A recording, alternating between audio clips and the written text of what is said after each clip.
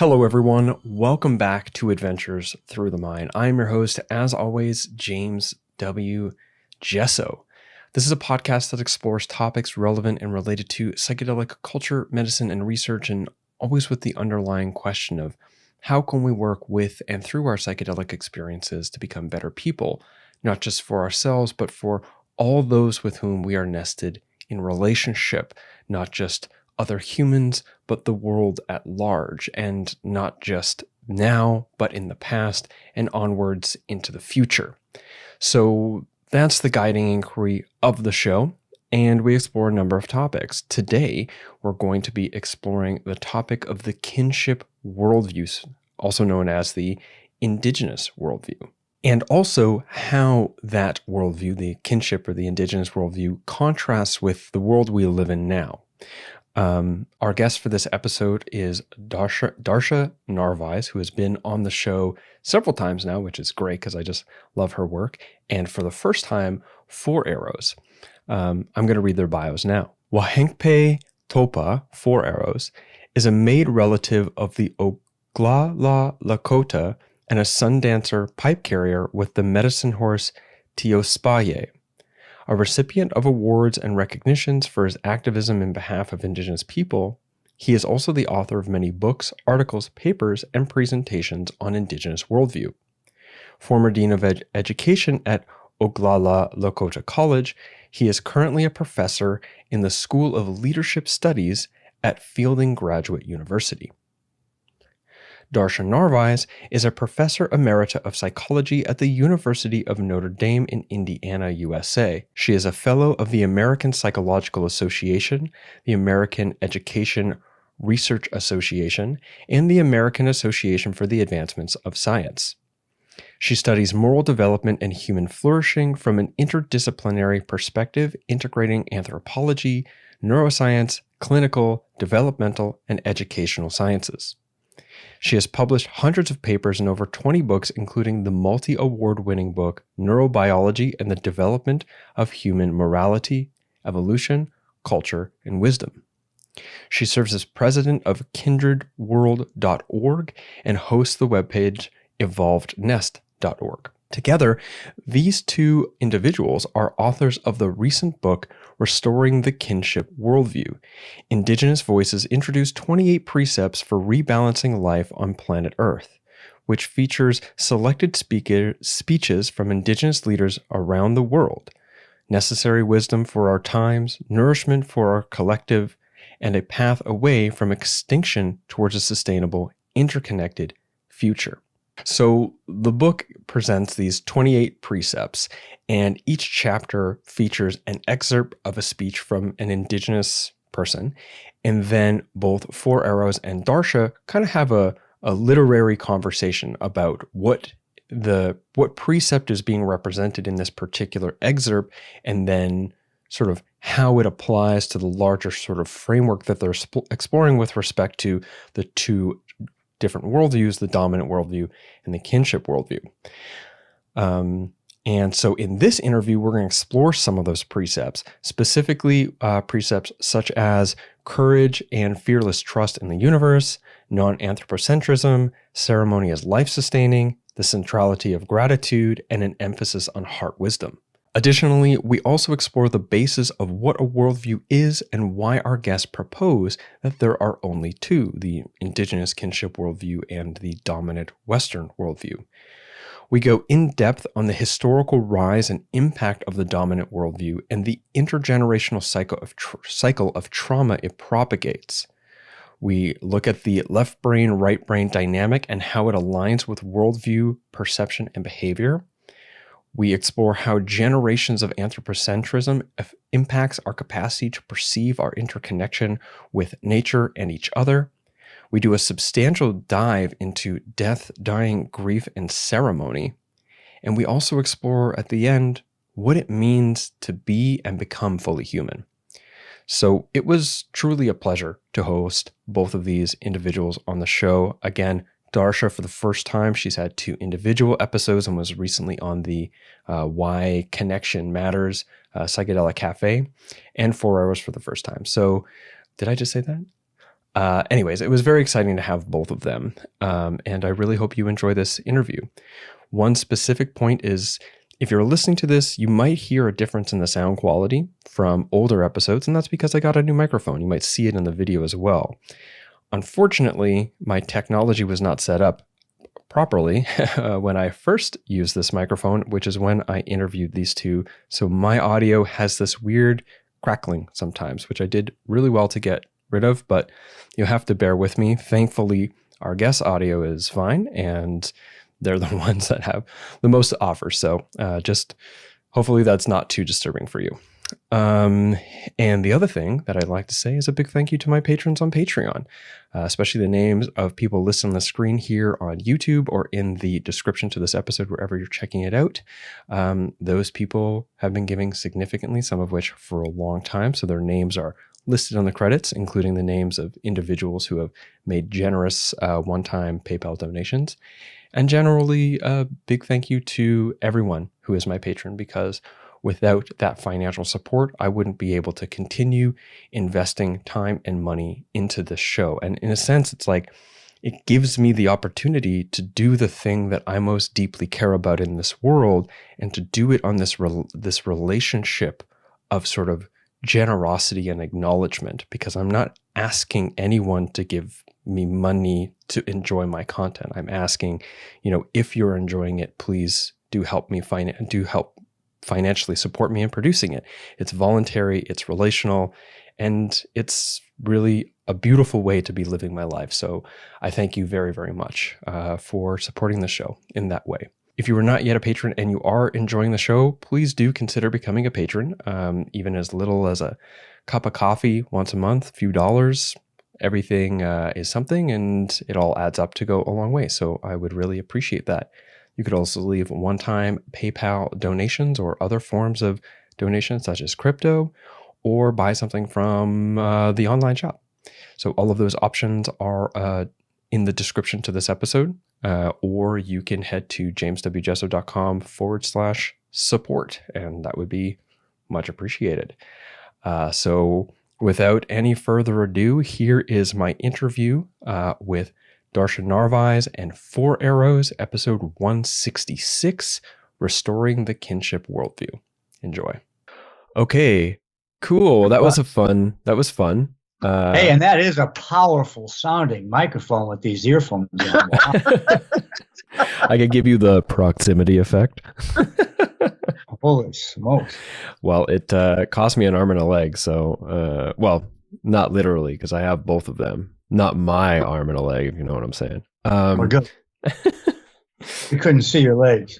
Okay, great. So what I have in mind for today, it's funny too, because one of the precepts is like humor as essential. Did I write that one down? And this whole setup process was just like so fun and playful. So maybe that's like already I'm in the process of being in the living expression of one of the precepts as we speak, which is nice. Yeah, instead of getting annoyed and irritated and swearing, you just let's have fun with it. Whatever's going on. Yeah. So what I was, I mean, maybe we're in the interview now. But what I was hoping for is to sort of start off with, because part of what the book is two people with, harmonious but different perspectives, or sort of different bases of their perspective, speaking about central issues, these multiple precepts of the Kinship Worldview. And so what I thought would be interesting would be for each of you to sort of be like, this is where I'm coming from. So this is where I'm coming from. This is what is informing my perspective. Then I want to ask you about, what a worldview is and why you sort of present that there's only two. And then I'd like to go in and just ask you about some of the precepts. Does that feel good for you too? Uh-huh. Sounds great. Okay, so why don't we just start off there? And also feel free to respond to each other, to ask each other questions, clarifying questions, to sort of be in dynamic with each other, like you're in dynamic in the book, and not to worry about just strictly answering my question step by step or whatever. But yeah, why don't you each present, where it is that you're coming from into this book? After you, Four Arrows. Well, okay, I was going to say ladies first, but I'll go first. I was interested only in indigenous ideas or American Indian ideas as a child because my mother used to tell stories about her background, but usually they were negative. After the Marine Corps, I sort of had a chip on my shoulder after Vietnam, and I went and did whitewater adventures to kind of take it off. In a near-death experience I had on an uncharted river in Mexico, I was saved by the Raramuri Cimarron people, a group of indigenous people that have not really had much access to Western culture. I was amazed at everything that I experienced during the few weeks I was there, and they saved my life. And I began to have this interest in how indigenous people operate. So I quit my profession, went back, got a second doctorate with indigenous worldview cognate, and the fates had it that I would be dean of education as soon as I graduated at Oglala Lakota College. There I got confirmation of what I experienced with the Raramuri, with small groups of people that had gone through all the challenges of colonized life and had returned to their traditional values. I became a sun dancer with them. And I realized that there was a way of understanding the world that was very, very different than I had grown up in the dominant culture. So I began studying worldview more than I did even when I was at the university, by going to cultures that were still fairly untouched by civilization, and the confirmations came, and that just became a realization that our fundamental understanding of the world and the precepts that scholarship has put forth, that we've put into, there's actually 40 of them, and we use 28 in our book, are the kinds of virtues, the kinds of moral beliefs that have allowed us to live for 99% of human history in relative harmony. And this contrast I learned was from my time with the indigenous people, was not a rigid either or hierarchy. This is right, this is wrong, because that is part of the dominant worldview that we have. Whereas the indigenous worldview is a non-dualistic, seeing complementarity and continuum. So it's all about dialogue. It's about how we're all in the same boat and it's sinking. And how can we look at these precepts? Most people who will agree with the indigenous ones, at least 2/3 of them, in their heart, but will know that that isn't how they're living their lives. And so that's where I came from. Well, my story is a complicated one, but I could say just that I came to the indigenous worldview through science. I spent a lot of my adult life wandering and seeking and different careers, a lot of interests. Half my childhood was outside the United States. And so I grew up as a third culture kid, bilingual, bicultural, always kind of not fitting in a way, the dominant culture. So I've been trying to find where that golden thread of truth is in the world. And it's a little thread with a lot of other stuff around it that's not so true.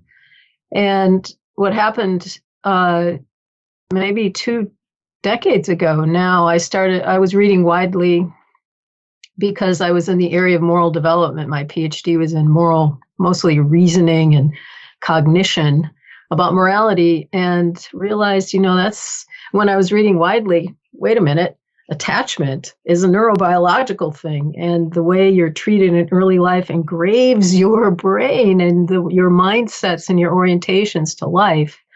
And And then finding the anthropological work showing that there are these standard practices for raising children all over the world and nomadic foraging communities. They seem to matter because these adults there are so calm and generous and cooperative. And so I was putting all those pieces together, and I had a book proposal and started writing a book about the neurobiology of human morality. And the book had a mind of its own, and it wasn't what I promised the publisher. In the end, it brought me to the indigenous wisdom. That's what we have to get back to if we're actually going to be fully human. So my work now has been in the early experience effects on brain, body development, and morality, well-being, and such. And the indigenous perspective and ways of being are really key to having us live a flourishing life and foster flourishing in the rest of the planet, the rest of the living beings on the earth. And Darcia, I remember one of the things when we first met that really got us working together as a team was you had mentioned baseline, the concept of baseline. Can you tell a little bit about how that's got started? Yeah, baselines, the idea of shifted baselines comes from oceanography or marine biology, where Pauly noticed that the scientists assumed that the state of the oceans when they were children was just the normal way the ocean should be.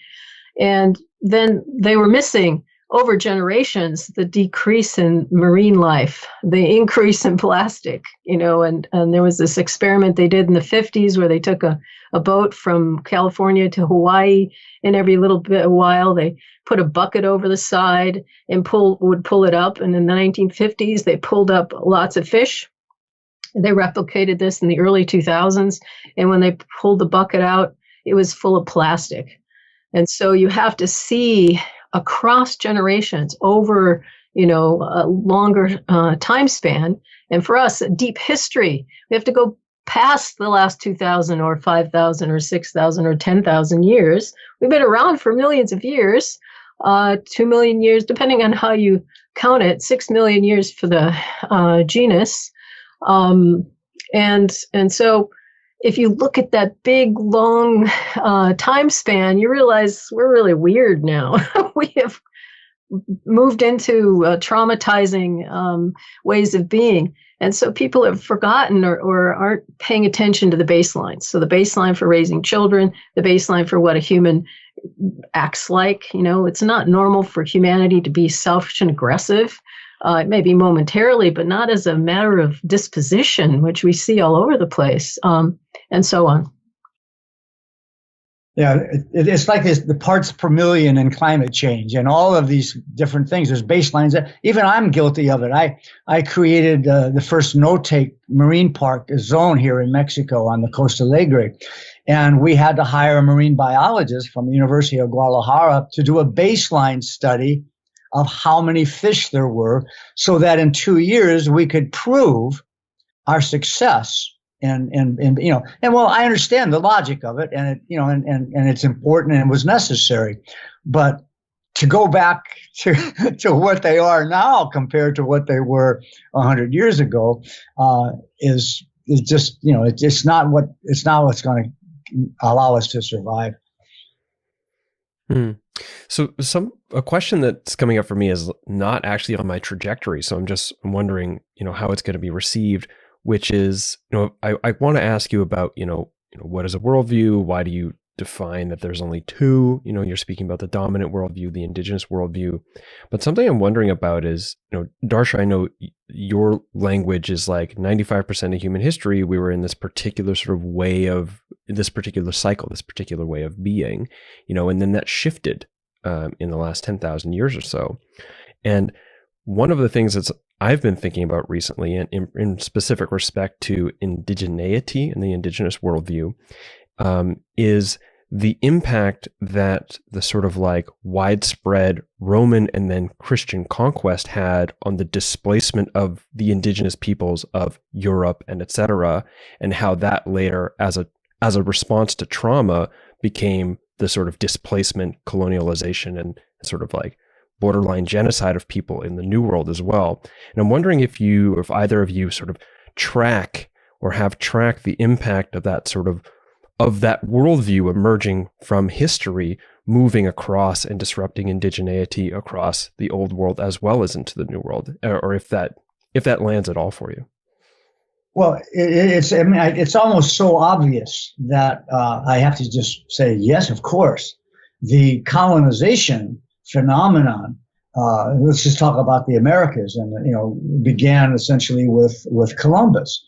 And if we look at statistics on populations of individuals throughout the Americas, and what happened 15 years just afterwards, we know that the decimation through disease that came over on the boats from lack of sanitary conditions in London and all that stuff, and of course the brutal genocide, that's continuing.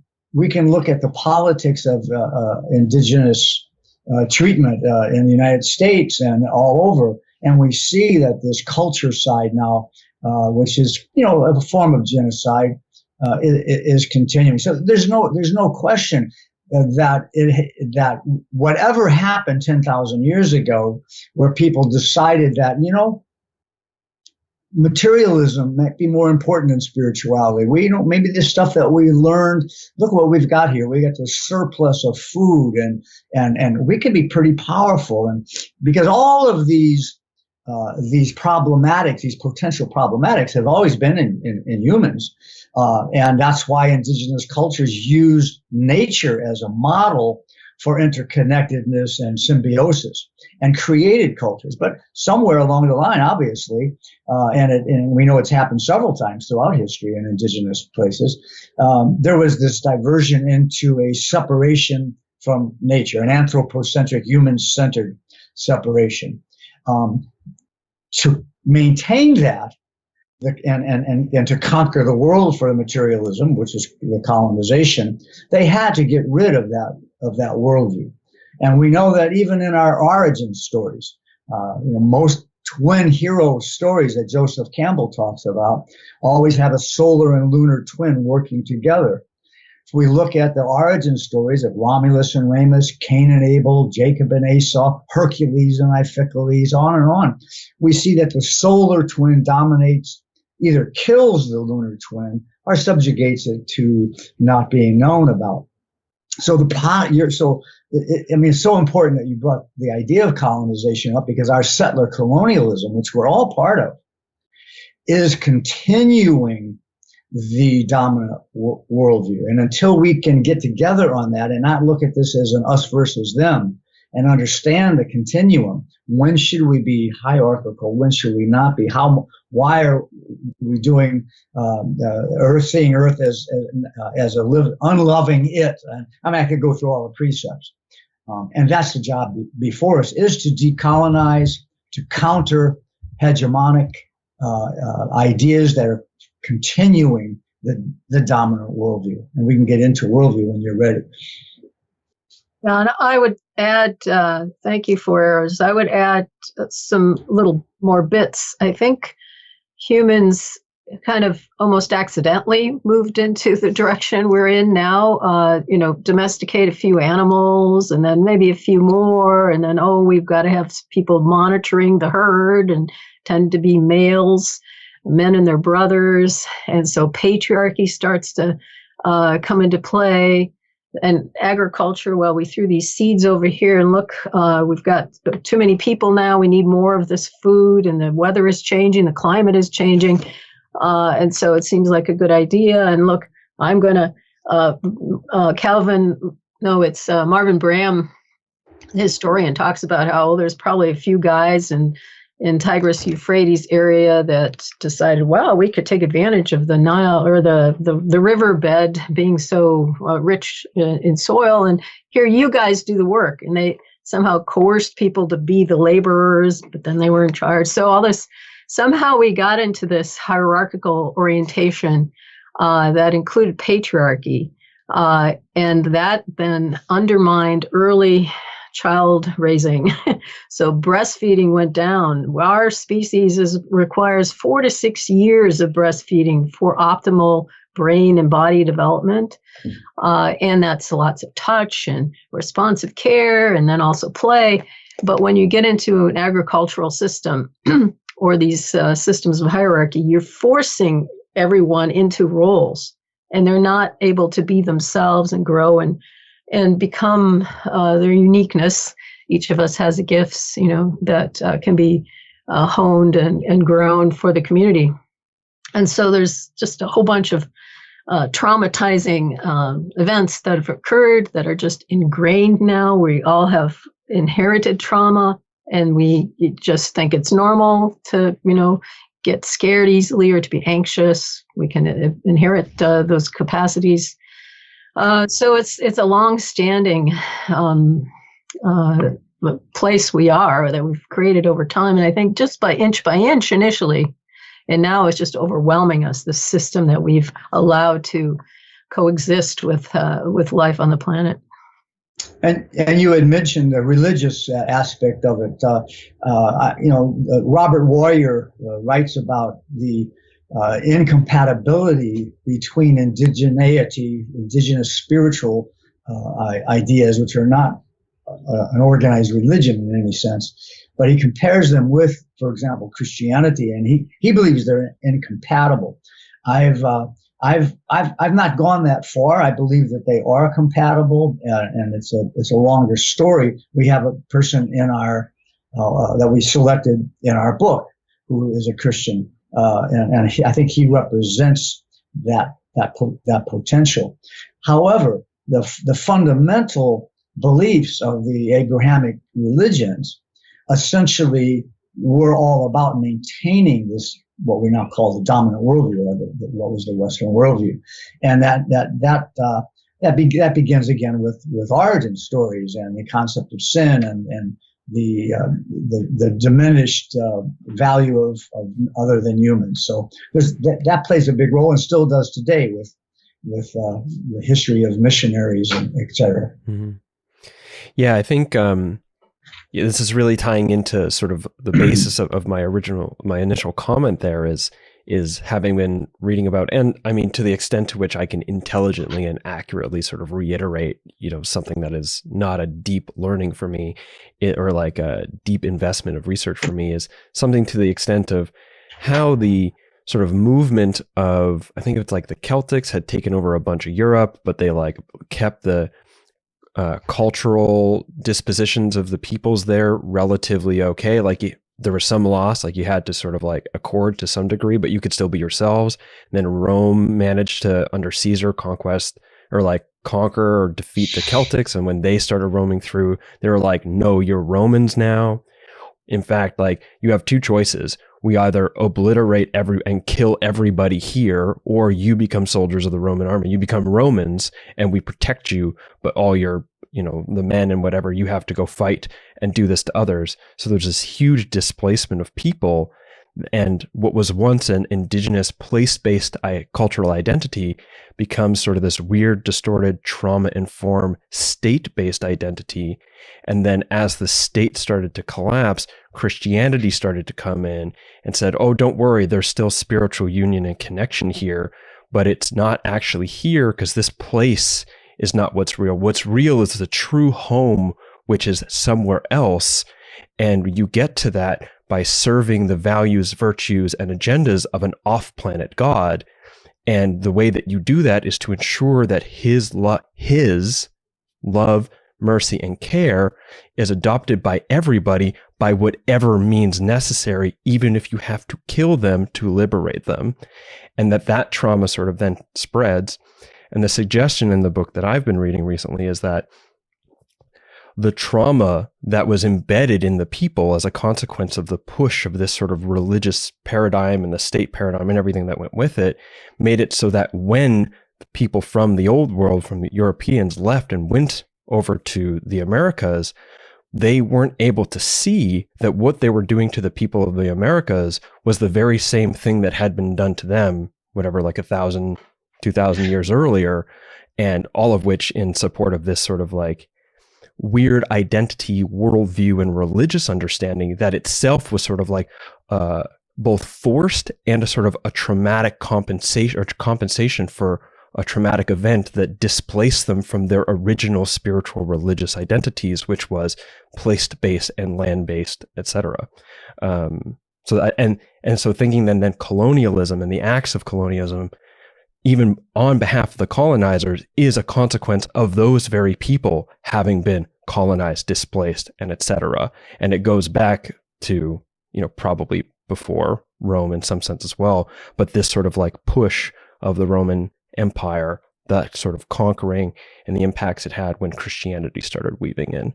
And I don't know how actually accurate or exhaustive what I just said is, but that was sort of what I was bringing to the table. Well, I mean, I think there's a lot of wisdom in the idea that you are what you experience throughout your life, especially early childhood, but multi-generational, there's no question. Epigenetics is showing us that the idea of nurture versus nature has really been answered. And so certainly if you come into a country and you've never had any experience of authentic democracy, everything has been kings and queens, then that's the kind of setup that you're going to do, right? So I think it's a matter of forgetting. And Michael Fisher talks about this work as a decolonizing hypnosis technology. He calls it a technology. We have to get into that. And worldviews were part of the scenario that you described. They were part of that game.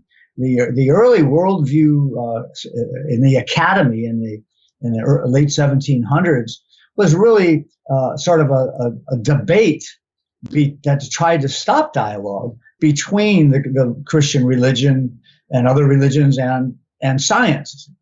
And it was, that even today has kind of returned. If you put in worldview right now in Amazon, there'll be thousands and thousands of books that will come up. And I would say 99% of them are a religion claiming to be a worldview to try to get back, because science has obviously won that debate. We're going with Robert Redfield's idea of worldview, which is that essentially he believed that, and he's considered by many to be the father of social anthropology, and led a team at the University of Chicago in the 30s, 40s, and 50s. And he initially believed there were three worldviews. And worldview being defined, as more and more scholars today are, as very, very deep.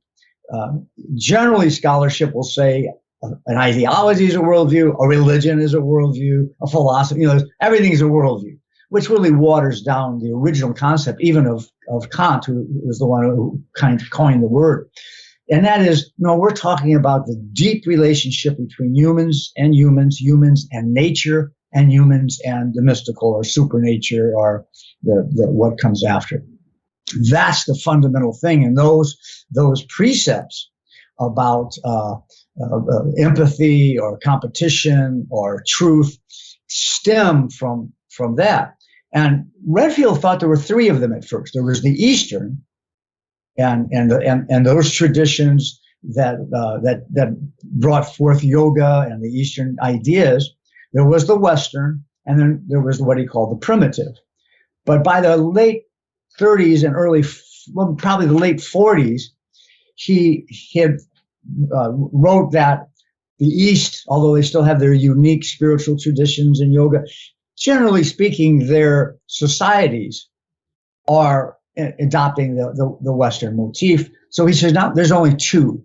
And the primitive one, what metropolitan and primitive, we use indigenous and dominant, that the greatest tragedy in human history was the overtaking of the indigenous understanding of how to live on the planet. And so that idea of two worldviews is what we have put forward and what we're trying to get into the hearts and minds, which means that all of the great religions and great cultures and great diversity of everything generally have in common things on the left side of our chart versus things on the right side of our chart. Yeah, let me just add a few things. Thanks, Four Arrows. So Redfield talked about the two worldviews as one perceiving the cosmos as unified, sacred, and moral, and the other viewing it as fragmented, disenchanted, and amoral. And you know where we've been is in that latter view, propelled by science. Not all scientists, but the kind of dominant science. Not even Darwin. Darwin was more oriented to the unified, sacred, and moral cosmos, but that's not how people understand his work now. So I think what happened also, just to add to, when the Europeans came to the Americas, they were bringing that dominant worldview, and they could not perceive the paradise that was here. You know, you could smell the blossoms for miles off the coastline. The birds were in the millions and billions, right? And trees. The United States was largely forested with old trees that were, manicured. The forests were manicured, so it made it easy for the British Army to march across through the forest, because the native peoples were, burning the small brush and such. So anyway, the blindness of the Europeans. Frederick Turner has written about this, and Kirkpatrick Sale.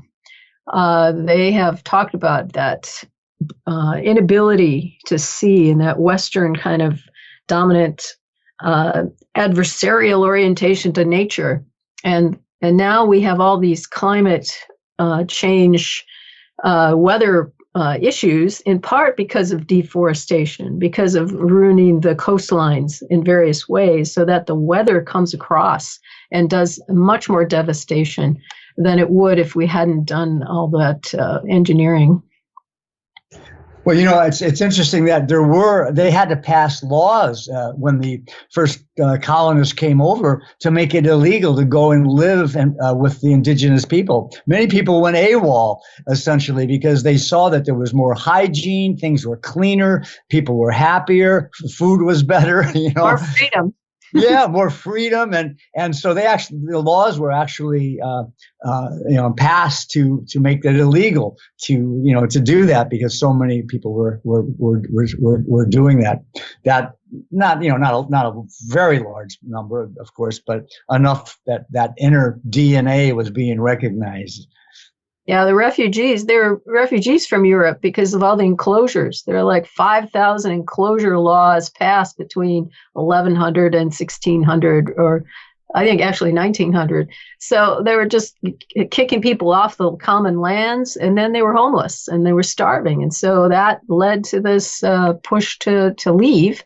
And so we end up with a lot of refugees in the Americas from Europe, even then. So a lot of trauma, lots of trauma. And that's actually what the question I was having there was, like, lots of trauma, because Darcia, your work speaks to how when the sort of like neurobiological relational needs of the child are not met as a consequence generally of the parent having not had their needs met, and thus being raised by and then growing into expressing a kind of culture that doesn't meet their own needs nor the needs of their child, that the traumatized child psychologically, neurobiologically has a tendency towards hierarchical tendencies, either seeking dominance or submission as some sort of reaction.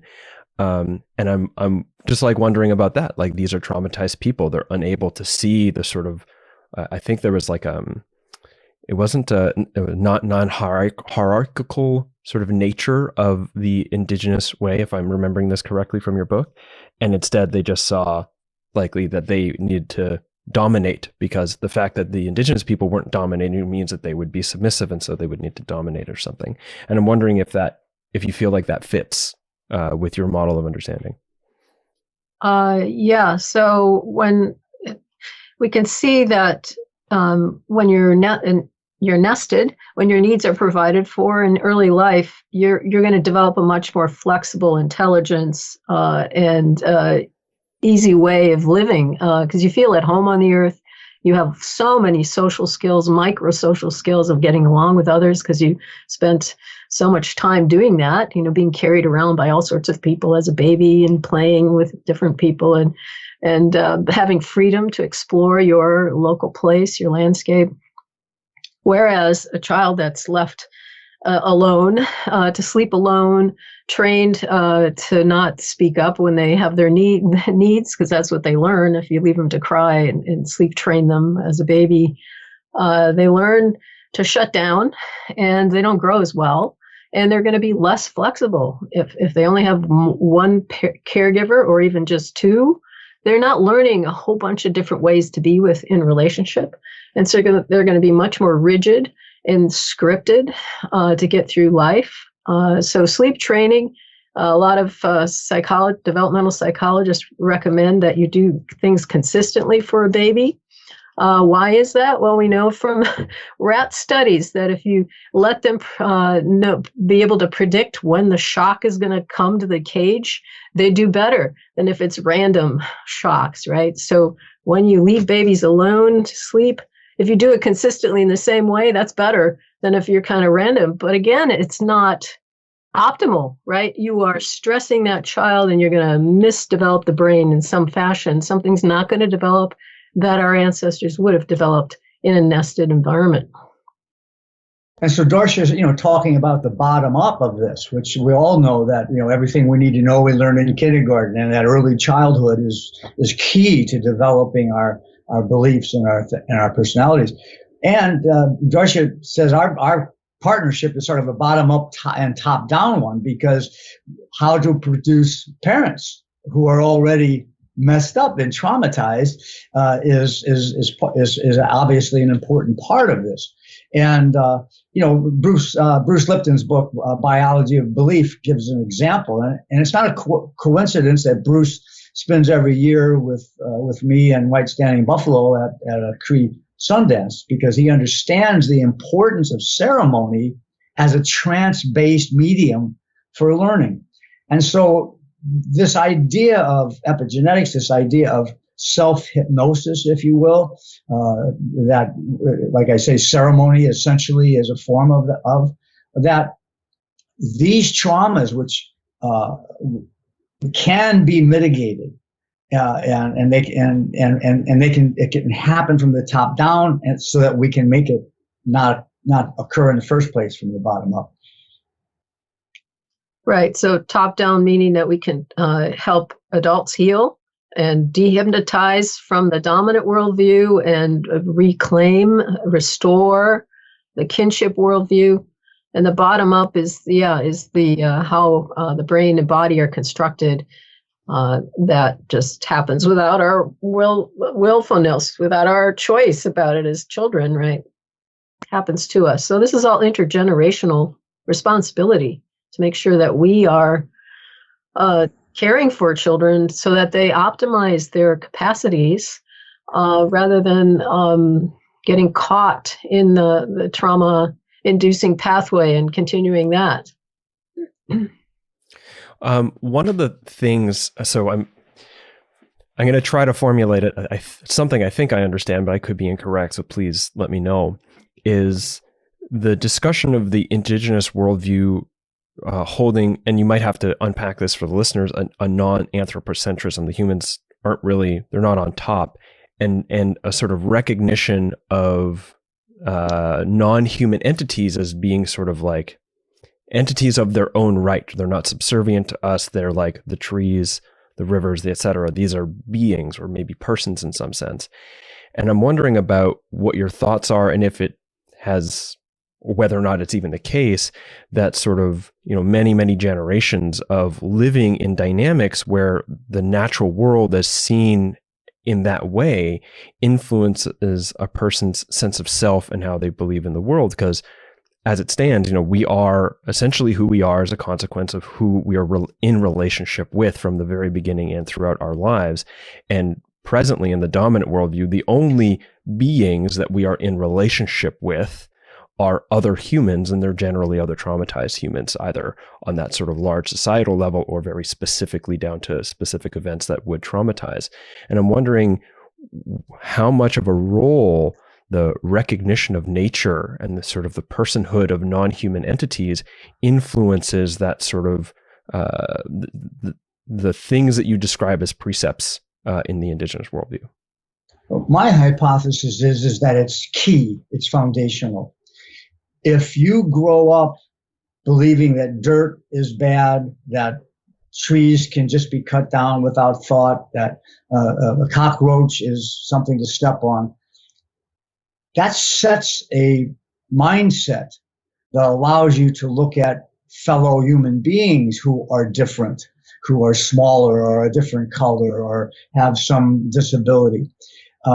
I believe that this concept of diversity and its importance, the concept of inclusion, all of the things that we are trying to do in schools with regards to respect for others, the hiring of chief diversity officers in colleges, all of these things, I feel that they are falling flat because they continue the human-centered or anthropocentric perspective. Until we can truly recognize that this interconnectedness with sentience and egalitarianism and what that means in the cycles of life, I don't think that we really have a chance. Just think of how many hours children are forced to stay inside a building. So what? How many? 12 years of schooling, of thousands and thousands of hours spent away from the natural world. A lot of people are concerned about that now. Forced kindergartens are trying to remedy that so that the students, the young children, are spending their days outside exploring and just being in touch with dirt and mud, which is very antibiotic and very healing in various ways. So what we've done over the last millennia is we've gotten used to being inside our own walls. And then you start to think, oh, we're separate from nature. That's not us. It's dirty and all that. And, we're superior. We don't have to go do what they do, those dirty animals. We're more controlled. And then you get that's the most dangerous thing, superiority. And various sand talk. The author, Yunka Porta, is it? He's a native from Australia. He talks about that as being the key problem, is when you start to think that you're superior to anything, then you're going to do damage, right? You are now on that's the dominant way of thinking, right? To always think, where am I in the hierarchy? So I think our need for allowing children to explore the natural world, but not just a grassy lawn. It has to be a forest and an ocean side, a river side, the complexities of the natural world, and giving them the freedom to do that. Jean Liedloff pointed this out long ago in her book, The Continuum Concept, which she contrasted the upbringing of the Yaquanas in the Amazon with her experience in North America, and couldn't believe it, how happy they are and how developed they are. And so in the indigenous worldview, all the stuff we're talking about, and that is giving the child the freedom to be. And that's something where we have to work with adults who are so now anxious and afraid to let children have that freedom. I thought it was interesting. I wrote a book called Amerindian Rebirthing. It was done from some scholars out of the University of British Columbia. And they talked about reincarnation stories that they solicited from a number of tribes around British Columbia. And, it's just interesting to bring up that, we all who think of the concept of reincarnation coming from the East. And I have a dear friend who's a Buddhist and who speaks the language and spent time with the Dalai Lama, who says, well, there's still a hierarchy in terms of, although there's respect, there's still the hierarchy that humans are above. You don't get reincarnated as an animal usually as a good thing. Whereas the scholars, about 40% of reincarnations were cedar trees and salmon and bear and insects and things like that. I think it creates a philosophy of life's interconnectedness that once you recognize it, and there are scholarly books that come up like The Secret Life of Trees that when anybody reads them, they go, oh my gosh, they communicate with their relatives and warn them of insects. But indigenous cultures knew this from observation and respected and learned from it. It wasn't even just another equal sentient being. It was a teacher, whatever that part of nature was.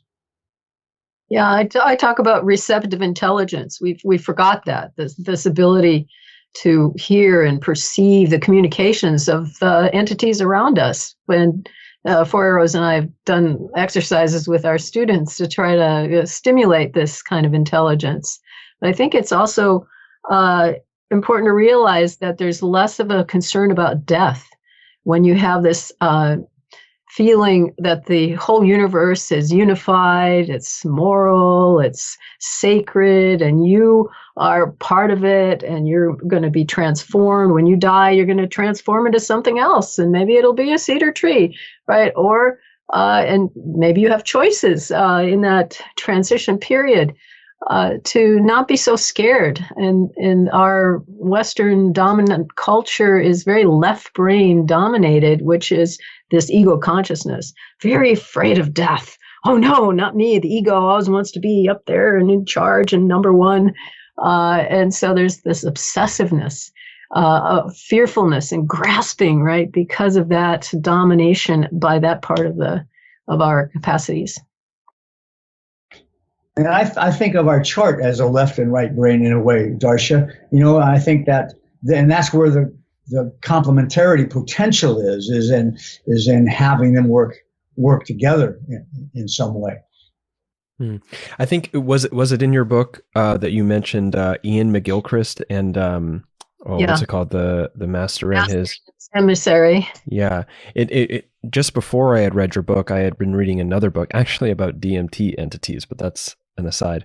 And there was a discussion about this sort of like the damage that happens when the sort of the emissary takes the lead, like the left. I think that I'm getting this right. Like the left brain sort of ego structure takes the lead, and that actually it's the right brain sort of intuitive interconnectedness that sort of offers the lead, and it's the left brain that sort of navigates that and applies it appropriately. And when those flip around, then we end up, I don't know what the sort of ultimate consequence is, other than maybe the last 10,000 years of history. That's what he would say. Yeah. That's one of our precepts, is leading with the heart and following with the head, which is just the opposite. So you're right on target with that as important. And this brings up the word spirit, spirituality, which from an indigenous perspective, I define as recognizing the sacred interconnectedness of all. But the idea of spirit as being something that is a soul, or that like the Ramari think there's 7 souls, but there's all different unique versions of it. But the idea that we are spirit inhabiting a body is an important aspect of a worldview that understands the interconnectedness of all, and understands and appreciates and accepts the mysteriousness. We have our gods in the dominant worldview, named and identified, and they've written things. In all the indigenous cultures that I've studied, and I've studied hundreds of them, the word for what the dominant worldview refers to as God always translates to usually a verb, great mysteriousing. And so what Darcia is saying about accepting death and being fearless of death is part of accepting the great mysterious thing and the beauty that surrounds us in the world that could only possibly can continue. I think, but back to McGilchrist's idea, it's the integrated brain, right, that we want. So is more right hemisphere dominated, but also has that left brain, logical, sequential thinking for solving problems, good when you need to solve a problem. But most religions around the world, major religions, say it's very dangerous to stick around in intellect, in that thinking mind, because you start to think that's all you are. That's that ego consciousness, right? Well, you know, I had a yeah, it's the integratedness we need. Just one more thing, and then what has happened in the Western world in the last millennia is we've undermined the right hemisphere's development, because that happens mostly in the early years. And so if you're not nesting the children in all the ways that we talk about, soothing birth, breastfeeding for several years, self-directed free play, welcoming social environment, multiple adult responsive caregivers, nature immersion and connection, and routine healing practices that should be part of your life from the beginning to the end. If you don't have that right hemisphere supported in early life, you're going to end up then using that left brain more, because that's what schooling is all about, is training that effortfully learning, and that conscious stuff you can put on a test and answer. And then they miss out on the heart, the intuition, the right hemisphere's development.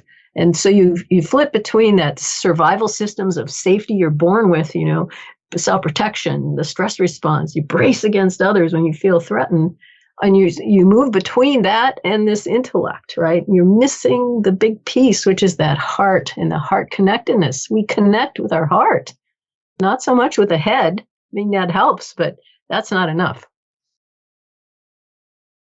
I usually don't take the science position. That's Darcia's role. But that brings to mind that I had a doctoral student who did a study with MRI machines and her uncle, neuroscientist, whereby when people were at a place of peacefulness, neither the right hemisphere nor the left hemisphere was lighting up. All the pituitary glands and all the things that were lighting up when there were other things that they were looking at in the MRI machine on a video. And when they were in total peacefulness, the right and left hemispheres were blacked out. But the corpus callosum that connected the two was just lit up like the Golden Gate Bridge. And so I think that is exactly what Darcia is talking about, is the integration. And whereas this kind of makes you think, well, that integration is by doing this early and emphasizing the heart first and the right hemisphere primarily, that what then happens is it's not things that don't just happen here and just happen here. The integration starts to show up with the peacefulness, or what we call wolo kokichiapi, in the inside of it. And I think that's good. I still have criticism though of neurophilosophy. Greg Kaheti and this professor that had the MRI machines for my student, we wrote a book called Critical Neurophilosophy and Indigenous Wisdom, because what we found halfway through the book was our doctoral students were showing us that many neuropsychologists are so left-brained and so enamored by the dominant worldview that the lens through which they interpret data has led them afoul. And we talk about that with the Institute of Noetic Sciences in an article that you can find. I have like a couple of different ideas, and I know they're all relevant, and I'm wondering if I ask about them, if you can tie them together for me. And it's about the precepts around courage and fearless trust in the universe, which you were just speaking to, as well as the understanding, embracing death and dying, which you were also speaking to, and then also a precept about ceremony as life sustaining. And multiple times you've talked about, the importance of ceremony, ritual healing practices, not only just as a basis, but also explicitly as a potential intervention for the traumatic expression of almost humanity that is coming from, so many of us because of the worldview that we're being raised in. Wondering if you can kind of weave those things together for us. Well, I think Darcia has some cool things to say about the being unafraid of death. Darcia, you want to talk about that? And then I'll talk a little bit about some of the things that we do in our practice here with ceremony. I can say... Wait, can we take a pause? There seems to be a very angry animal or frustrated animal in somebody's environment. Or oh, yes, that's those are. Now, can I put mine on pause? You can put yours on mute. What are they? They're oh, you're on mute now. Okay, cool. And then we'll let you know when it's time to come back. Darcia, go ahead. Yeah, they are giant birds that look like Beep Beep the Roadrunner. They're about this big, and whenever they see a snake or something on my tree out here, they go crazy, warning everybody. Like the blue jays in our yard, or the crows. It makes me think of what you had. I want to go back to what I asked, but just trusting this sort of like the non-human participants here, their intervention is thinking about the receptive intelligence, and then something I had heard about many years ago but never really followed up on, which was like bird language, and like being able to listen to the way the birds are responding in a forest as a way of getting cues of what's happening around you, and the sort of like and receptive intelligence being involved in the ability to read that. And so having the birds come in and this explanation here, much appreciated. Yeah, John. Well, we take it to heart. Like if I was going to walk outside with my Chihuahua and other my little granddaughter or something, simply because of what just happened, I would ask them to be looking around carefully for a snake, for example, right? So I really take it to heart that they've come to that. They were in that tree all morning, and it's the first time they made any noise. Yeah, so it makes me think of sort of like in the city, and I'm very guilty of this, being like, oh, shut up, I'm trying to sleep, like, oh my God, like, please. And like, but the difference between that to being like, oh, thank you so much, fellow resident of this land, for ensuring my safety and letting us all know that there's a danger present. But then again, I'd also get kind of frustrated with my neighbors if they were just like having a party at like 6 a.m. when I was trying to sleep, but that's an aside. One of the things that I do in ceremony is we will either after the lodge or during the lodge. I'm referring to the Inipi ceremony. People refer to them as sweat lodges, and we do several a week. And we will walk out silently with the instruction to, when you get to the ocean, keep moving forward with the imagination that this is the moment of your death, heart attack, crocodile, whatever it is. And allow yourself, with what we've been talking about in the lodge, to trust in the beauty of that moment you die. And when you fall into the water, do that and just stay there for a few minutes and do. So it's practicing dying. It's practicing this idea of death, and it's had remarkable impacts over the many years that I've done this. And of course, I had an NDE myself, a near-death experience. That has given me, of course, a lot of confidence in being able to teach people who come to my lodge. And you recommend creating a death song? And well, I mean, I don't recommend that for them. I refer to it and say, that would be something that you might want to do. Many tribes and do that, have a death song. But you can, it can be a million different things. It could be a prayer, it could be a poem, it could be just a thought, right? And so I say, but that can be sort of a hypnotic trigger, because willful determination is very, very, very difficult to have effectiveness without imagination. Einstein says imagination is more important than knowledge, and it is. If I put you on a 2x4 on the ground and ask you to walk across it, no problem. I raise it 1,000 feet in the air and bring you up in a helicopter and ask you to do it, you say no way. But if I give you $1 million and you say, well, for $1 million, I'll try it, you'll probably fall, because the imagined possibility of falling would be greater than the reality, right? So this idea of imagination, intention, while in a lower brainwave frequency, is what ceremony is built around. And having triggers like a death song can help bring you to that place. Gandhi had a small prayer. And when he was shot, he used it right away. So that was sort of his death song. You talk about courage and fearlessness, 4 arrows, so that, yeah. So the simplest way I can frame it is a story I tell about. We have a place in British Columbia on the river where everybody that goes there, I offer, come on up and climb and jump into the waterfall. And it's about 30 feet up, but most of us, that we get up there and we think about jumping into this waterfall, which we've checked out for floating logs already and everything, is a scary thing. And our people are afraid of heights. It's scary. But if you get someone say, look, I'm going to do it a couple of times. You can see it's fine. My grandson's 9 years old. He's going to do it. You're going to love it. Now they get up there. And that means they got courage. They've developed courage, which we all think is great. And now with that courage, they climb up the rocks. They stand over the waterfall and the deep pool that it's splashing into.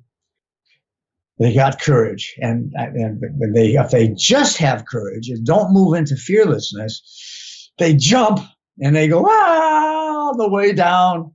And on the way down, they're still having to have courage. As they hit the water, they realize they're okay. They swim to shore and they go, holy cow. Now, I say, I want you to do this again, but this time, I want you to move from courage to fearlessness. Well, what does that mean? Well, to be brief, we're talking about, I want you just to trust the universe. You made the decision to jump. There's nothing you can do after you jump except keep the fear and the courage dynamic operating, or trust the universe. And so now they go up. And if they are able to do this, and many are, they'll have that courage and that anxiety, and they'll get up and they're still going, even me. And then once their feet leave the ledge, they trust the universe. Now, a very different thing happens. They see an eagle flying overhead. They feel the velocity and the feeling of the air coming up at them. They might see a salmon going underneath, past them just before they hit. They feel the plunge of the water from the toes to the top of the head in a dynamic way. It's beautiful.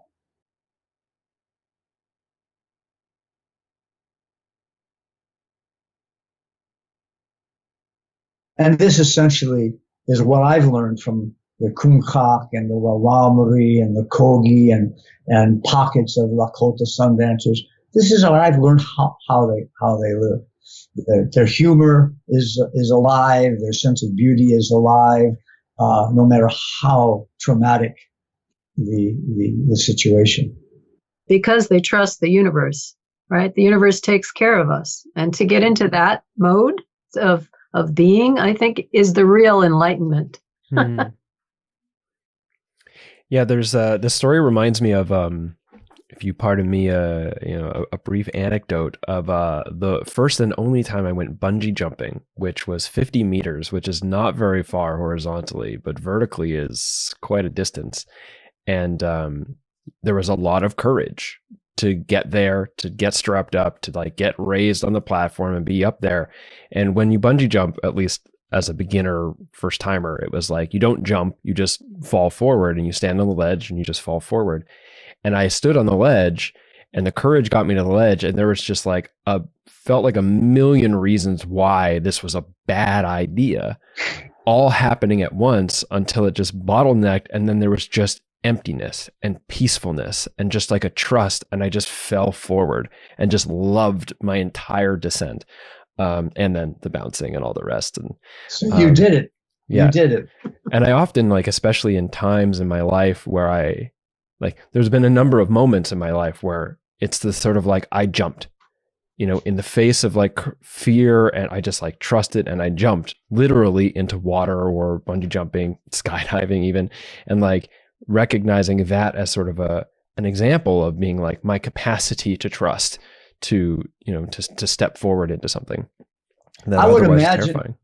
James, I would imagine that if you looked at all 40 of the precepts, you would find a whole number of the indigenous worldview precepts that you really embrace. That would be my guess, that because remember, these are everybody who's indigenous to Earth. These are not belonging to a tribe in Africa or the United States. These belong to all of us, and some people have more than others. And my guess is that you would find that not only that peacefulness that came to you when you jumped allowed you to move from courage to fearlessness, from fear to courage to fearlessness, but I would guess that we could go down this list and there would be other ones that you tend to move towards in your life. Well, thank you for saying so. It feels like an honorable mention or something. I feel there's a very positive sort of sense of being seen and held in positive regard by you there, Flores. Thank you. So how do we layer that in now with the like, it feels very intuitive.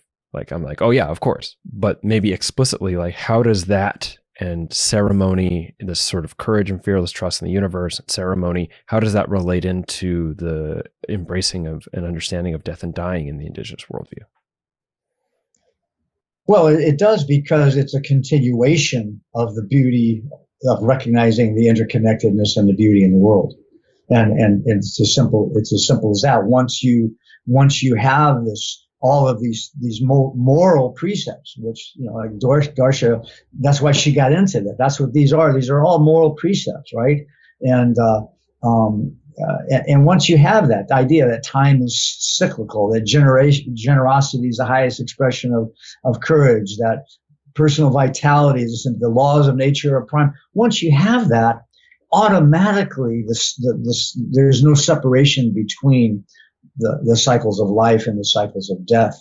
And you see it when you recognize interconnectedness with a non-human, because you see some of the cycles are 24 hours. A fruit fly, I think, lives for 24 hours. And so it's automatic. It's just an automatic phenomenon. Now, that doesn't mean it happens automatically. I had a vision to implement the cat-fawn connection, which is taking just 4 of the worldview precepts, the ideas about courage and fearlessness. Cat-fawn is fear, and so ideas about indigeneity and courage and fearlessness, authority and ideas from the worldview about authority, the ideas about words and honesty, and ideas about nature. So by just taking fawn, FAWN, fear, authority, words, and nature, and looking at a problem you have in your life, or a challenge or a goal, and saying, how am I in the dominant worldview on this? How can I complement it with the indigenous worldview, or move toward the indigenous worldview? And when you do that cognitively, and asking where it came from, what was the source of it? Usually early childhood or some kind of a traumatic hypnosis. And once you have these 4 things identified and associated with the problem, now you want to do an in vivo exposure. You want to go out and prove that you've changed, you've transformed. But it won't work most likely unless you use CAT. And CAT is concentration activated transformation. It's using the phenomenon of self-hypnosis to imagine the specific thing you're going to do to now live according to this fearlessness, or take authority yourself for the decision or whatever you're going to be doing, or speak more honestly to yourself about what the problem is, and learn from nature. So cat-fawn, that's just a very brief thing on a very long process, but it's available for people to use as a sort of metacognitive, reflective, worldview investigating way for actual transformation, and it works quite well. So with staying on the topic of death and dying, I think it's perhaps this is okay. So let me sort of draw together a scenario here. It's like, I feel like it would be, and I don't know how incorrect I am, it would be easy to be like, oh yeah, so then the fearlessness and the trust in the universe means like, it's like, pardon the slang, but like, yeah, dying is all vibes. It's good. We're all chill. Like, he died. It's good. But actually it's not so. My assumption is that it's actually not so emotionally detached. And I'm wondering if you could speak to grief and grief in the community or in the person, the dying person, because of course, like even I would assume, like even its trust in the universe, unless it's been like a long time, there's still going to be like, oh yeah, and I love my life, so I'm sad and I'm grieving that I have to say goodbye to that life and to everyone I've ever known all at once, right? So I'm wondering, like fearlessness, courage, etc., trust, but then how does that layer into the experience of grief individually and collectively? Which is a very important part of the death process in all indigenous cultures. The grieving and the loss is a very important part of it. Darcia, do you want to talk a little bit about it from a psychology perspective? Well, in terms of indigenous practices, John Young, who wrote the Coyote Guide to Nature Connection, he talks about how the San Bushmen, who represent our ancestral genetics, they've been around for 150,000 to 200,000 years, and our genes come from them, in part at least. And he asked them about what they do, how often they have a ceremony, like a grieving ceremony. And they said, oh, sometimes every day, depending on what's happening. And that means trance dancing and drumming and singing and letting yourself go into the comunitas, the group feeling of being one and being one with the universe, and then letting go and letting go and letting go, right? So we need to express our emotions in some fashion. If we don't do it, obviously it goes into our body, right? And expresses itself in disease. So they are doing this routinely, and that's why we call it one of the evolved nest components, so that people realize they have to do this all the time and cleanse themselves. And the Western wisdom traditions, which were intended to help the individual be receptive to divine energy, also is about letting go of ego, letting go of fear, and cleansing your mirror, your receptor to those energies. And that the Western wisdom traditions start with adults, and I start with babies, right? So if you let the child, try not to interfere with distressing them, the baby in particular, and no coercion or punishment and all that, then they will learn to do this. But we need community to help us with these practices. You can do them alone, but it's just, it's nicer, better to do it with other people or with the natural world around you. Well, beautifully said. I remember Larry Brentrow did experiments where he had, I don't think you can do this anymore, but young infants with their parents they would try to scare them. And they were, they were dry. They were with their mom. They were happy, and they would put on masks and they would jump out behind something and scream. And they did all these kinds of things to try to scare the child, and none of them worked. The child would just kind of like, maybe go back and look, or kind of look around and look up at mom, and they had all kinds of reactions, but none of them really started to cry. Then he played a cassette tape of another child crying, really crying. And when the child heard that and looked over at the tape, started crying. So I think the emotion that Darcia is talking about and cleansing the mirror, it doesn't mean that emotion is not strong, that love of life, and that we are here in community. The three of us right now, it's just not a coincidence. There's an interaction, and to value that interaction is part of the process of our soul's journey, and the loss of the life with the family and the community is a great emotional phenomenon. But because of what Darcia said and how we practice and understand it, we move on. So it's that ego again that wants to grasp and hang on, right? And it's the right hemisphere that's aware of universal connection and universal existence. So you have to get into that mode and support that mode.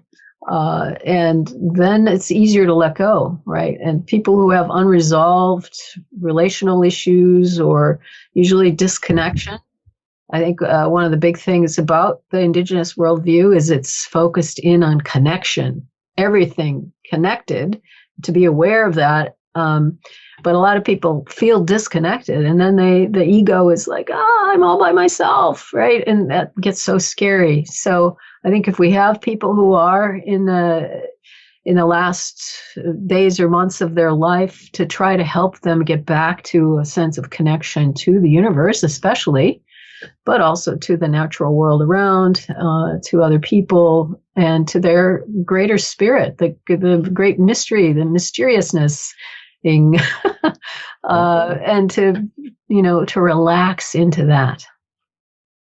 Yep. After all, it's the kinship worldview that we're talking about. Yeah.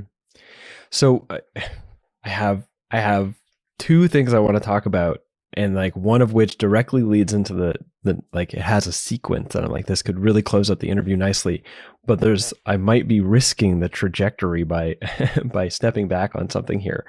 But especially, this has been running through my mind the entire time because it's on my mind. It's the nature of the podcast in many ways to speak about the topic I'm about to mention. But also it feels very relevant both to the discussion of ceremony as well as to the discussion of, Darcia, what you just said about like returning to like like being in a deep sense of connection, especially in our sort of dying time for people who spent their entire lives growing up in the dominant, ego-oriented, like disconnected worldview, is the presence of specifically psychedelic plants and other substances, which are very prolific across a lot of indigenous cultures and history, that their presence in ceremony, and specifically right now, medically, scientifically, the use of psilocybin derived from psilocybe and other species of mushroom to help resolve or clear that sort of the existential distress that they call it, like a total existential distress. And in many ways as a consequence of people having experiences where now they feel deeply, like deep in their very core of what it is to be alive, that they are connected to something much grander, to their life, to the people around them, to something beyond. And I'm wondering if either of you could speak to that. Darcia, I've asked you this question previously on the show. You didn't really at the time have much sort of evidence base to speak from in your research. So maybe for us, you could take this one. But what are your thoughts on the presence of psychoactive plants and fungi in ceremony generally, but also in respect to dying time? I think it's an important question, and I've had a lot of experience with it. Just two things that come to mind, for example, to get to the answer as quickly as I can, is let's take ayahuasca, for example. We know that there's two plants that are required to be put together. One that allows for the hallucinogenic journey into your DNA. The other that allows the body to cause it to happen in the brain. The ideas of how somebody thought about having to connect those two, there's no way on earth it could have been done with experimentation. There's no way on earth that any scientist in the indigenous, in the Amazon, the plants talked to people. When I was with the Raumuri Simiron people, I had the honor of being the first outsider to attend a peyote ceremony. And when I was sitting on the logs with 9 other men, out of the corner of my eye, I noticed that the shaman, Augustin Ramos, had a red cowboy handkerchief with a big peyote bulb in it, and he would walk up to someone and blow through it, and immediately that person would get off the log and be in a trance and be moving around. And so I was last, and I'm thinking to myself, well, they're just play acting. I was disappointed in a way because I had never done a ceremony. I was kind of disappointed, and at the same time, I'm going, wow, so what do I do? Do I play act, or do I sit there and go, well, no, wait a minute. I'm not going to do that if nothing happens, And So then the person next to me, he came over and I saw more clearly out of the corner of my eye. I was trying to be respectful.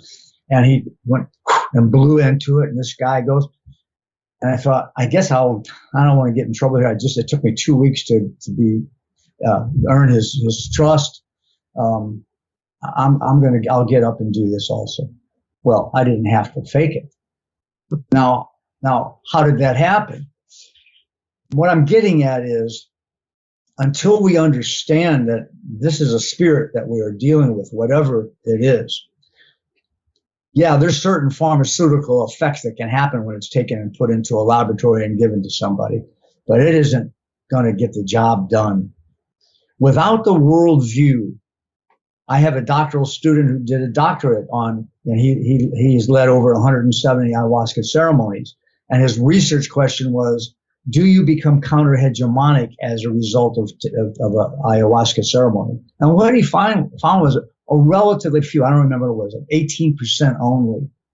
And those are the people that had a lot of preparation they did, and worldview preparation, spiritual preparation, and did reflection and afterwards, right? It's bigger than just the pharmaceutical properties of this medicine spirit.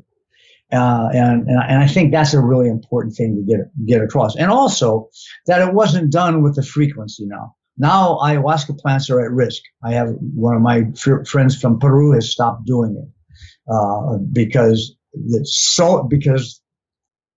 indigenous leaders are enticed by the money. All over the world, this is happening. We're losing, indigenous people are finally are breaking down and losing it. But traditionally, the use of these hallucinogenics was done ceremonial, in ceremony, and not with the kind of I'm having a bad relationship with somebody, I'm going to go take ayahuasca. So those are just some things I want to throw out for you to start with, James. Darcia, do you have any comments there? No, I love Foyero's storytelling about his experiences. So helpful, I think, to give us an idea of how things work in the real world and not just in the ivory tower. Oh, yeah. I will say one other thing real briefly that came to mind. I have a dear friend who is a yogi master. And over the years, he has done lodges with me for a long time. And I took him to ayahuasca ceremony. And on the way back, this is what he told me. And this is, just what he said, one person's experience. He said, 4 arrows. He said, all of the images that I saw, from the feathered serpent to such and such, I have seen in my meditations without, having taken this mother of all medicines, plant medicines. He said they weren't in the dynamic 3-dimension and with the intensity of color, but I have seen all of those in my meditation. I just wanted to throw that in. It came to my mind. Cool. The recognition of there being a spirit there. And of course, in the academic sort of intellectual field of study, it's like, especially coming out of Tim Leary and Richard Alpert turned Baba Ram Dass's, their work in the 60s, was the big thing was like, setting, and dose, like those make a big difference to the kind of experience you have. It's not like a definite thing. You take this and it's this effect. It's like, no, these factors significantly contribute to the experience. And mindset truly is a lot more than what am I taking it for? It's very much everything that we show up with. 4 hours, what you're speaking to, this whole sort of worldview with which we engage. And I personally feel that, even just the extracted molecule, is something that we only know how to produce because it was derived from the intelligence of an entity that exists on this planet, which are the fungi, and that when we consume it, we have the opportunity to interact with the spirit of that thing, which has a kind of intelligence, and in some sense, I would say perhaps maybe a kind of agenda it's wanting to serve, which I think is in the service of life, as fungi generally, if you zoom out and really consider it, they act always in the service of life. So not necessarily what's most comfortable for the individual or what is safest, but what is safest for the individual being, approached by the fungi, or colonized by the fungi. Colonized, cultivated. Colonized is a bit of a weird word to use, but that spirit, it's easy not to see. It's extremely easy to obfuscate its presence with a mindset that even tries too hard to see it. And so I just really appreciate as you speaking to sort of the spirit and the worldview has a significant factor. It's not just, by nature of the molecule, so on and so forth. It's a partnership. It's definitely a partnership, and going for one day and going through ceremony and being respectful and doing whatever the leader is asking you to do, or listening to the music, it can be life changing. But in terms of percentage wise of how many people are going to be truly transformed, it's got to have this deeper commitment and practice to really, like Augustine, what kind of commitment and practice was it that he was able to guide this? And I've seen him do healings that were amazing, right? So we've just got to be mindful about that and be careful about the financial and monetary perspectives that are driving a lot of this, and the last resortism that some people are looking at it with. Can you speak a bit more to well, first I'll make a comment of just wanting to celebrate, acknowledge, and appreciate the people who are dedicating their lives to legitimizing psilocybin for dying people and learning the skills necessary for them to have safe and effective experiences that help resolve and integrate their experience of being in their dying time, who aren't necessarily indigenous, but in some sense, by default, need to learn to embrace a kind of indigenous worldview in order to support people into those experiences. Can you speak a bit more about the last resortism that you just brought up? Well, thing that came to my mind as you were just talking now was, what right does the medical profession have to be doing any of this? They've been involved in causing so many problems, racism and medical racism and all the things that's the last place, right? They don't even look at nutrition, right? I think Johns Hopkins has an elective in it. I think that's part of this. The answer to it is that we've looked at the medical establishment as our place. I was diagnosed with terminal cancer in 2008, non-Hodgkin's lymphoma. I thought that my only resort, to use that word, was the medical profession. So I went to two of the top oncologists, one in Mexico and one in the United States. Both of them said, yeah, we got to take out the 9-centimeter tumor in your abdomen. We've got to get you on chemo. With it, you've got a good chance of surviving 7 to 10 years. So I went into the lodge, prayed on it. Spirits told me what to do. And I did no chemo. I did no surgery. That was, I don't know how many years ago 2008 was, but you can figure that out. So I think we've got to have an understanding that if you are ill or you have a terrible trauma and someone says, it would really be great. Let's just go let's just go out tonight, make a fire under the stars and have some mushrooms. It can help. But if you look at it as this is a last resort, that means that you've automatically eliminated that you are going to change the worldview. And I think that they both go together.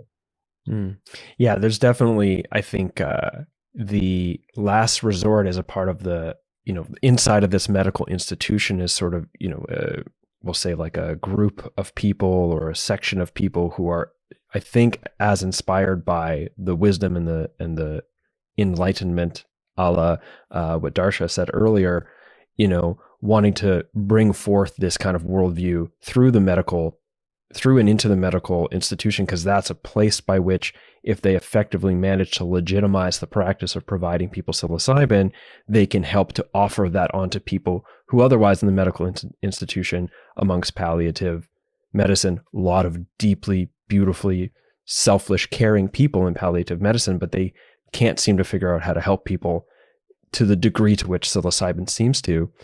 What what was I going to say there?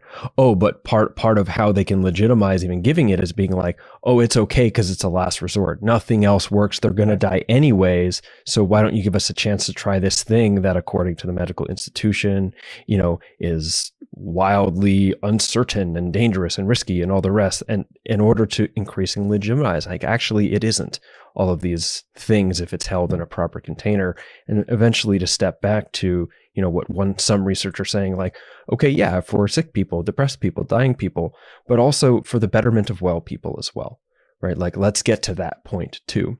And so I really appreciate you speaking to the last resortism, and then also bringing in that the last resort is being used as a legitimization tract to get it in the door so it can start making its way back into sort of, ideally being something without stigma for people to access hopefully without fear of being taken advantage of, harmed, or etc. Oh. So let's go back to grief and relationalism, or relating with others. A guy, his name is Francis Weller. His work was talked about this is so many layers of interconnection, in a YouTube video from this person who makes these videos that I, by default, pretty much cry every time because they're just so beautiful. And this particular video was about the movie The New World, Colin Farrell sort of replaying the Pocahontas story and explicitly using it as an opportunity to look at the differences between grieving practices between the indigenous people and the settler people, and it being effectively the sort of the difference between grieving in community and being left to grieve alone, right? And that Weller's suggestion is something like, grief is always too much for one person to hold, right? Every time it's always too much for one person. It requires a connectiveness. And that connection, those relationships aren't going to be there by default simply because you need it at the time. They emerge as a consequence of everyone putting into that. And I'm wondering about the precept of self-initiated relational healing and how that plays into a lifetime in the kinship worldview that creates the scenario where, in moments of deep grief, dying, death, extreme circumstance, that those relationships, those webs are there to support the individual and the communities.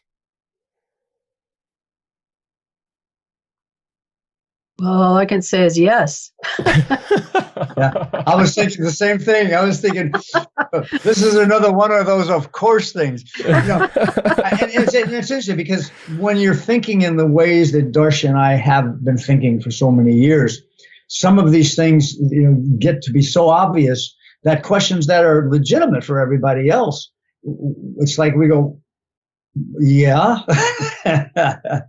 But I think that if you're in a worldview that is a relationship worldview, a kinship worldview, and that is then anything that you do of significance is being not only shared because of community and proximity, it's shared because there is an interdependent phenomenon that is unknowable, that is part of what you're going to continue with. And we don't know how it works exactly. I know there's a guy who wrote Jonathan Livingston Seagull, Richard Bach, one time told me, he said, well, I think there is such a thing as reincarnation, but nobody knows how it works. I think it's simultaneous. And he tried to explain that to me, and I still have a hard time with it, right? But whatever it is, I think there's enough wisdom in the indigenous cultures around the world who observe nature to say that what we're doing in this life and in our dying and in our moving on is interconnected with that place and the people and the energies and the mountains and the rivers that are there. And so the relationship is absolutely inseparable, and whether all the way from the death and dying and the work to stop it, to the death and dying and the grieving. I think that relationship doesn't have any boundaries. And we are connected to the unmanifest, right? The spiritual realm of our ancestors. I feel their presence, the spirits of other probably ancient trees that used to be here, and native peoples who used to be here. The place is full of spirits, if you're aware of it. And to honor them and to feel like you're never alone. It's a place of unbounded connections and possibilities. So even if you're alone physically as a person, you're not alone because the whole world is alive, and Yes. even the world you can't see is alive. So Sure. Beautiful. And then knowing that is one thing, but then like knowing it up here for the people listening, I'm just like pointing my head, and then like actually feeling it to be true in your heart are sometimes very different things. And I think this goes back to the importance of ceremony as life is sustaining, because from what I'm understanding, ceremony is a way to like keep that ability to feel that is true in your heart, sort of like regularly exercise. I mean, that's a very reduced, simplified way of putting it, but that's part of cultivating that throughout life, so that in the days that our expression of meanness, dissolves back into life itself, that's on board, right? That's practiced. yeah, so ceremony throughout the day, gratitude for the water that you're drinking, the living water full of love. It's there to nourish you, right? To keep you, sustain you. To have gratitude for that, for the food, each animal or plant that's given its life to sustain your body, the air and the sunlight, all free gifts from the natural world, the nature's gift economy that cycles in and out of giving and taking, and just to be constantly reminding yourself of that you're just part of this whole big process of living beings, I think really helps. It's just the idea, I live on the ocean, and just the knowledge, scientific knowledge that I'm breathing in what the ocean plant life gives me, and then plants that are in my garden are benefiting from. I mean, to stop a moment and think that's sort of an ultimate independence, right? Right there, an exchange of relationship. And to talk to the plants, right, and ask them, I talk to the weeds and I say, I'm trying to get the native plant here to grow better. I'm sorry, I'm going to move you. or the ant that shows up on my desk. You better be careful. I might squish you accidentally. How about if we go over here? To treat them like it's a partnership. It's a relationship. It's not just you alone doing your thing, or you and your family or community. It's all of us together. And Darcia, what you were just saying speaks to one of the precepts explicitly: centrality of gratitude. And in the last, I think we've got something like 10 minutes here. Maybe we can sort of come to a close with becoming fully human, because this is one of the precepts, right? Maybe like taking everything that we've talked about today, like how would you bring to a close this precept, or bring this conversation to a close through the precept of what it is to become fully human? I think this is an unusual way to pause. I think there might be a snake in the tree outside. Sorry. Darcia, then you go first, Darcia. All right.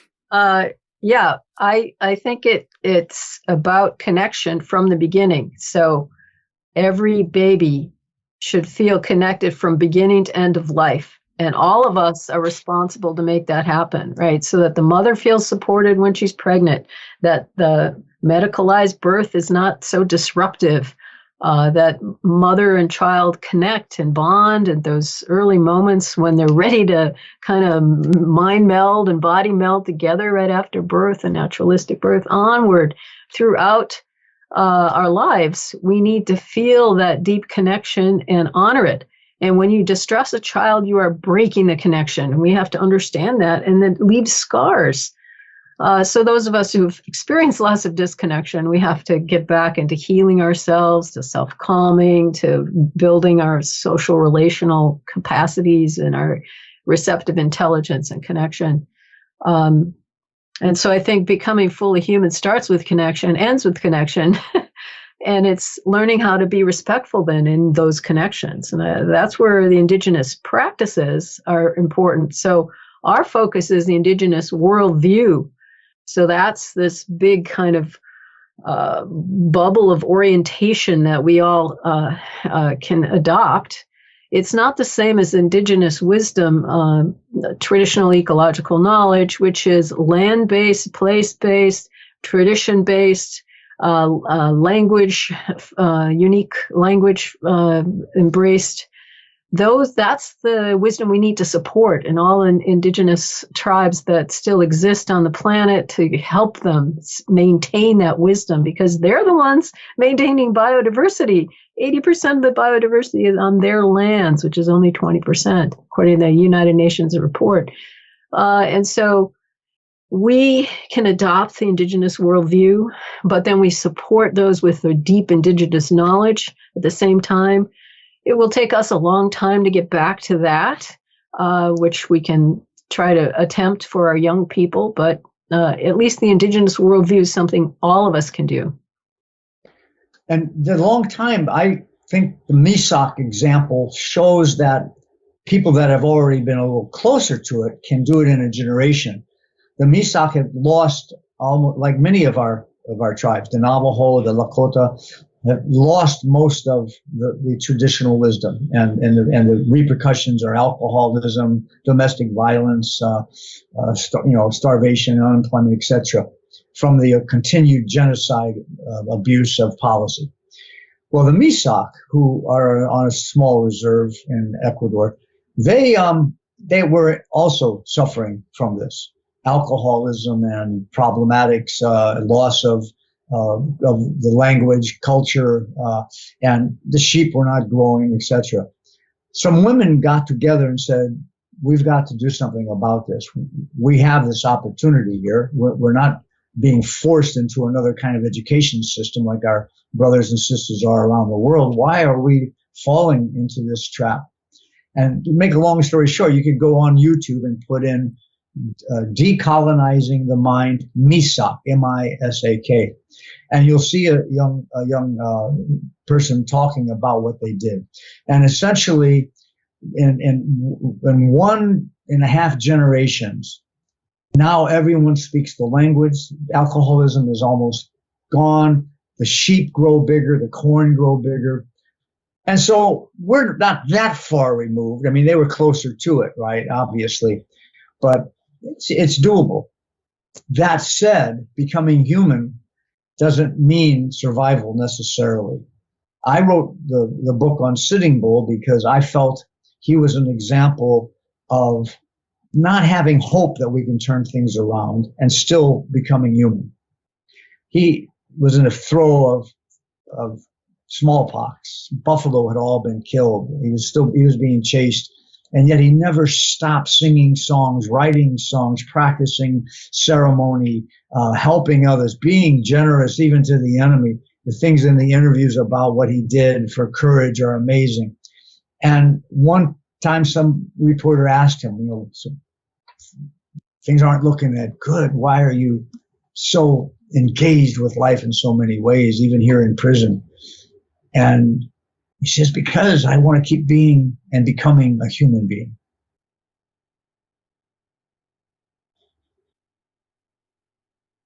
Beautiful. I mean, it's hard. I have a lot of friends. I mean, someone asked me at UBC before the pandemic, you think that with indigenous worldview can turn us around and we can save ourselves? And I said, no. I said, I don't think so. It's possible. Anything's possible. But I don't, from a probability perspective, my right brain is saying probably not, or my left brain is saying probably not, because even though I do see more and more people waking up to indigenous worldview, look what's happening policy-wise around the governments and states. Although in Mexico here, Colombia just got its first president who was a liberal president in the history of Colombia, and just appointed 3 indigenous cabinet members, right? And so, I mean, I'm not saying that there aren't things happening. I just don't think the chances are we can turn it around. I think we're going to have to use indigenous worldview teachings in your program. I hope people turn into who are going to be doing the rebuilding. But that's just a personal feeling. I like Václav Havel's definition of hope. Hope is not certainty of an outcome. Hope is the certainty that what we're doing is the right thing to do regardless of the outcome. I may have paraphrased him, but I think that connects to your question also. To become human is to practice becoming human, right? So it's the indigenous worldview precepts will help you become more human. Well, on that note, this has been a beautiful conversation. Thank you so much for your time today, as well as the work that you have put in writing the book, and the work you've obviously put in over a lifetime, not over a lifetime, but over the course of your lifetime, to be able to produce such a beautiful book. To close us out, maybe each of you could just say a quick where people can find more of your work.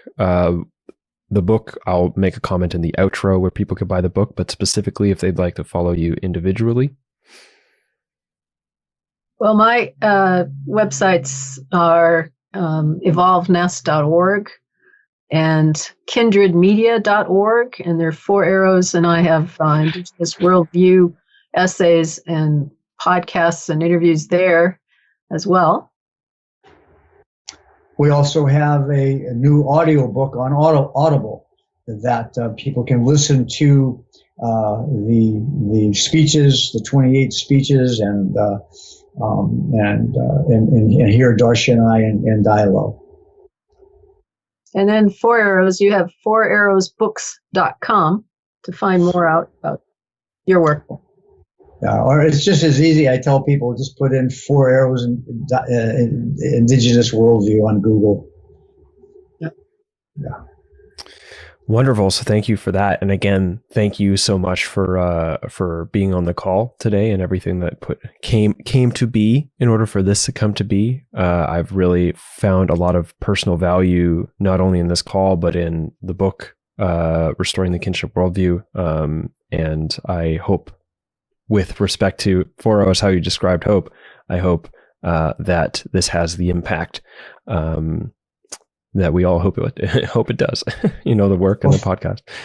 Thank you so much for your insightful and sincere, heartfelt questions. In fact, I would like to just say in some words in Lakota that maybe the vibrations will know, but it will be about giving thanks, giving a sense of walking on this difficult road as being important. May I do that? Yes. Can I just say my last thing, and then we can end with that? Yes. Yeah. So thank you so much, James. It's just a pleasure to be with you. You're an amazing podcaster. It's so thoughtful and so forward-thinking and integrative. Really appreciate it. It's been really a pleasure. Thank you.